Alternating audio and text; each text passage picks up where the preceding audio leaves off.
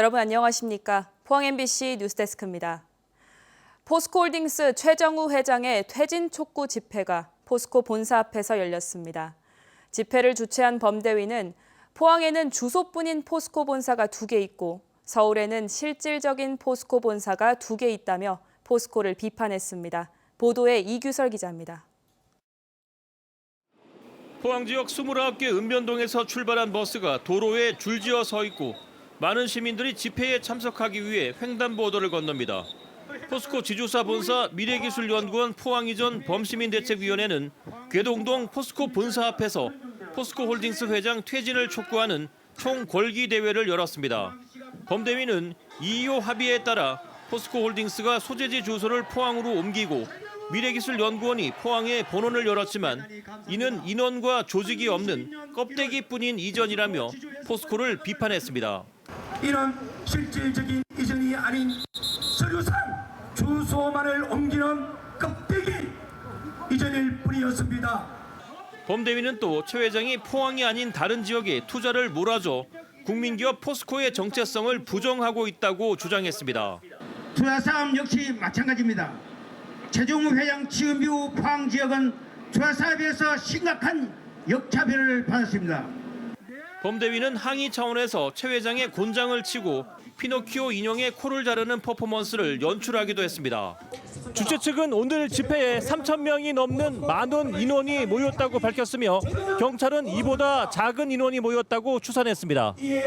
범대위의 주장에 대해 포스코는 2.25 상세협력 TF 합의에 따라 지주사 소재지 포항 이전을 지난 3월 이행했고 4월에는 기술연구원 포항 본원도 개원한 바 있다며 앞으로도 지역사회와 성장하며 국가 균형 발전을 뒷받침하기 위해 지역 중심의 핵심 사업 투자를 진행할 계획이다라는 입장을 밝혔습니다. MBC 뉴스 이규설입니다.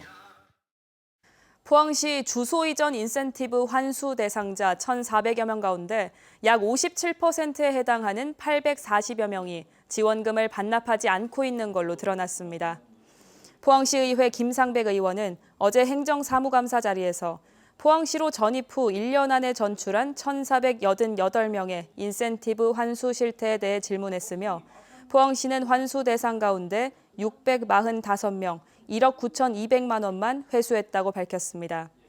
포항시는 지난 2021년 한 해 동안 전입자에게 1인당 30만 원어치의 포항사랑 상품권을 지급했으며 1년 안에 다른 지역으로 주소를 옮기면 지원금을 환수하고 있습니다.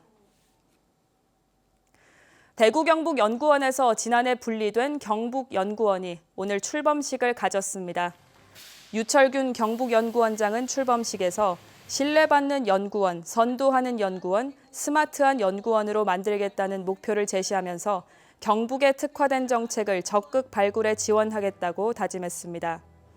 지난해까지 대구에 위치해 있던 연구원 본원은 경북도청 홍익관으로 이전을 마쳤고 대구에 남아있는 남부 본원도 분원도 순차적으로 도청으로 이전해서 완전한 독자 운영 체제를 갖출 계획입니다. 요즘 여름철인데도 산 곳곳에 붉게 물든 소나무가 많이 보입니다. 바로 소나무 재선충병에 걸려 말라 죽은 소나무인데요. 예년 같으면 3월 말까지 말라 죽은 소나무를 모두 베어냈지만 올해는 예산 부족으로 100% 방제하지 못해서 내년이 더 걱정입니다.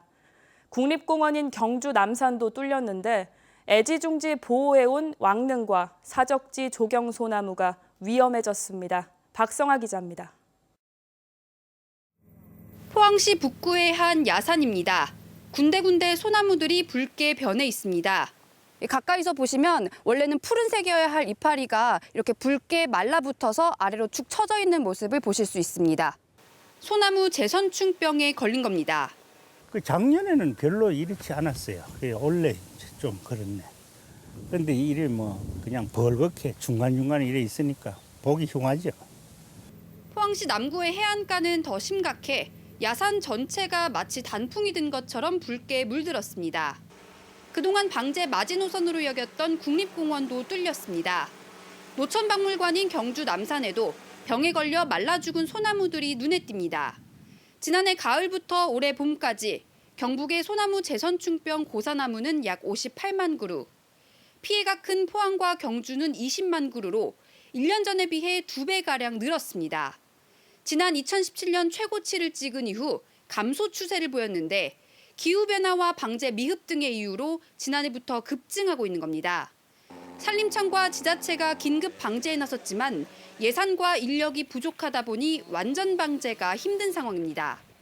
가장 힘든 부분이 예산입니다. 산림청에서도 풍족하게 내어줄 형편은 안 되고 하니까 우리 자체 시비도 좀 확보를 하고 이래가지고 방제 작업을 했는데 여전히 미흡한 실정이고. 환경단체는 포항 지역의 재선충병 확산 상황이 심각하다며 산림당국의 보다 적극적인 대응이 시급하다고 지적했습니다. 전담 조직과 최소 작년에 5배 이상 예산을 투여해도 관리 가능한 수준의 재선충 방제를 할 수 있을지는 의문이 들 정도로 지금 심각한 상황이고 더 이상 포항시만의 노력으로 안 되고. 환경단체는 또 해안가 방풍림과 국립공원 등 주요 지역을 중심으로 체계적이고 장기적인 관리 계획을 수립해야 할 때라고 덧붙였습니다. MBC 뉴스 박성아입니다. 국가균형발전위원회가 주관하는 취약지역 생활여건 개조 사업에 영덕 강구면 금호 1, 2와 병곡면 금곡 1, 2가 선정됐습니다.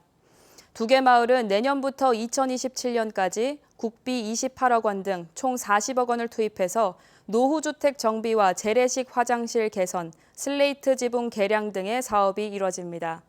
취약지 생활여건 개조 사업은 노후주택이나 슬레이트 지붕 주택 비율이 40% 이상인 30가구 이상의 마을을 대상으로 생활 인프라 개선을 위해서 추진되고 있습니다. 경주시는 오는 30일까지 시민이 직접 참여하는 참여예산제 공모 제안을 받기로 했습니다. 공모 제안 대상은 시민소득증대와 불편 해소 등의 분야로 2억 원 이하입니다. 경주시는 공모를 통해 지난해 119건 32억 원, 올해 159건 46억 원의 주민 참여 예산을 반영했습니다. 인구가 적은 농촌 지역 시외버스 터미널들이 재정난으로 존폐 위기에 직면해 있습니다. 그런데 충북 단양에선 비슷한 위기를 슬기롭게 극복을 했다고 합니다. 이 문제에 대안이 될 수 있을지 이도훈 기자가 찾아봤습니다. 충북 단양군의 인구는 2만 7천 명, 봉화군보다 3천 명 가까이 인구가 더 적습니다. 하지만 단양군의 시외버스 터미널은 아직도 굳건합니다. 동서울과 서울, 강남 등을 가는 24개 노선으로 하루 12시간 동안 버스가 출발합니다. 민간이 운영하던 터미널이 경영에 어려움을 겪자 2009년 단양군이 인수해 직접 운영을 시작한 겁니다. 건물과 차고지를 매입하는 데 들어간 돈은 약 40억 원. 적지 않은 예산이 문제였지만 관광시설과 터미널 시설을 한 건물에 짓는 복합 개발을 통해 논란을 잠재웠습니다. 단양 다누리센터입니다. 버스 터미널뿐만 아니라 관광과 연계할 수 있는 아쿠아리움 등도 함께 있어 도심 활성화 효과도 내고 있습니다. 각종 체험관과 터미널이 함께 있는 단양 다누리센터에는 올해 상반기에만 13만 명의 관람객이 다녀갔습니다. 관광지가 된 터미널은 인건비 비중이 오히려 감소했습니다. 인건비 자체가 이제 공무원 같은 경우는 이제 정해진 급여 수준이 있다 보니까 민간보다는 임금에 있어서는 훨씬 더 저렴하게. 지자체가 직접 터미널을 운영하는 곳은 전국에 14곳이지만 모두 단양군 같지는 않습니다. 터미널이 문 닫기 직전 울며 겨자 먹기로 지자체가 인수해 승하차 기능만 겨우 연명하는 곳도 적지 않습니다. 일정한 유동 인구가 있는 터미널의 특성을 극대화할 수 있는 개발 아이디어, 그리고 지자체의 강한 의지가 결국 농촌 터미널 부활의 가늠자일 수밖에 없습니다. 터미널이 만약에 일반 자영업자가 운영하는 상가라면 사업을 못해서 상점을 문을 닫는 거하고 지금 그렇게 연장선에서 바라보고 있는 것 같아요. 일부 지자체는. 여객자동차 운수사업법에서도 시외버스의 공공성을 인정해 시장 군수가 직영할 수 있다고 명시한 만큼 시외버스 터미널을 살리기 위한 단체장들의 선제적인 고민이 필요해 보입니다. MBC 뉴스 이도훈입니다. 설린대학교는 한국지질자원연구원, 포항문화방송과 함께 인재 양성과 지역 현황 맞춤형 사업 추진을 위한 산학협력 업무 협약을 했습니다. 설린대는 지질자원연구원이 보유한 메디컬 기능성 점토 생산 설비의 지역 활용 기회를 확장하고 대학의 뷰티, 테라피 등 우수인재 양성과 창업 지원 기술 개발 등에 협력하기로 했습니다. 포항문화방송은 대학과 지역사회가 함께 성장하고 우수인재가 양성될 수 있도록 지원하기로 했습니다. 법정 문화도시 최종 선정을 앞두고 경주시는 시민공감대 형성을 위해서 오늘 경주문화관 1918에서 문화시민포럼을 개최했습니다. 포럼에선 전문가와 시민 등이 참석해 문화도시와 지역문제 해결 방안에 대한 주제 발표, 토론이 이어졌습니다.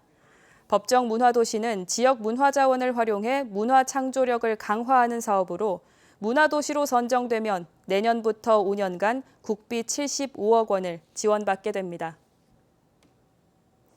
올여름 취약계층의 냉방비 지원을 위해서 경북사회복지공동모금회가 주관하는 나눔 캠페인이 오늘부터 다음 달 말까지 진행됩니다. 이번 캠페인의 1호 성금 기부자로 이철우 경북도지사가 이름을 올렸습니다. 성금 납부는 경북사회복지공동모금회 계좌로 송금하거나 ARS 전화 등을 통해 할 수 있고 모금액은 전액 취약계층 냉방비 지원에 사용됩니다. 포항문화재단은 문화도시 조성 사업의 하나로 오는 25일까지 문화재생활동가를 추가로 모집합니다. 문화재생활동가는 지진과 태풍 등을 겪은 시민들이 문화활동을 통해서 재난 상황을 극복할 수 있도록 도움을 주기 위해서 만들어진 그룹입니다. 올해는 사회적 재난을 고찰하는 연구활동과 시민이 함께하는 워크숍 프로그램 등 다양한 프로젝트를 실행할 계획입니다. 전국적으로 과수화상병 발생이 잇따르는 가운데 경북에서도 올해 처음으로 안동에서 과수화상병이 발생했습니다. 과수화상병 발생지는 안동시 예안면에 있는 0.4헥타르 규모의 사과 과수원으로 지난해 외부에서 유입된 병원균이 발현한 걸로 추정됩니다. 농촌진흥청 등 농산당국은 해당 과수원의 사과나무를 땅에 묻고 배원 조치할 예정이고 확산 방지를 위해서 2km 이내 모든 과수원에 대해서 정밀 검사를 진행할 계획입니다.